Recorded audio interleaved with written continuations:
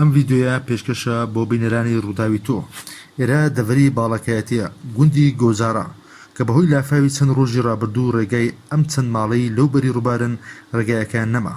ئێستا لەسەر مەسرفی خۆیان ئەم پردا دروست دەکەن، بەڵام ئێستاش مەترسی زۆرە، بۆیە هەساون باوکاری گەنجانی ئەم گوندە و خزمەکانیان پردەکە بەم شێوەیە دروست دەکەن بۆ ئەوەی بتوان ژانی قوتابی و خوێندکارەکانیان سەلامەت بێت کاتێک دەستنا قوتابخانەکەیان و تاقیکردنەوەی ئەم ساڵیان بە فیرۆ نەچێت و گەنجەکان بە شێوەی جیاواز بەسەر ئەم پردا دەپڕنەوە بۆ ئەوەی بزان کەوا سیمەکانیان قایمە یان نا، و دووری ئەم پردا نزیکەی 40 مەتر دەبێت کە بەهۆی 12 کەڕی سیمی کارەبایەوە بەسراوەتەوە.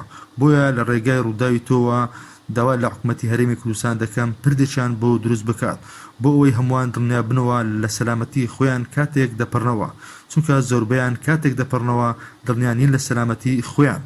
زۆر سپاس بۆ بینەرانی ڕووداوی تۆ. نەوزاد عوسمان، دەڤەری باڵەکایەتی.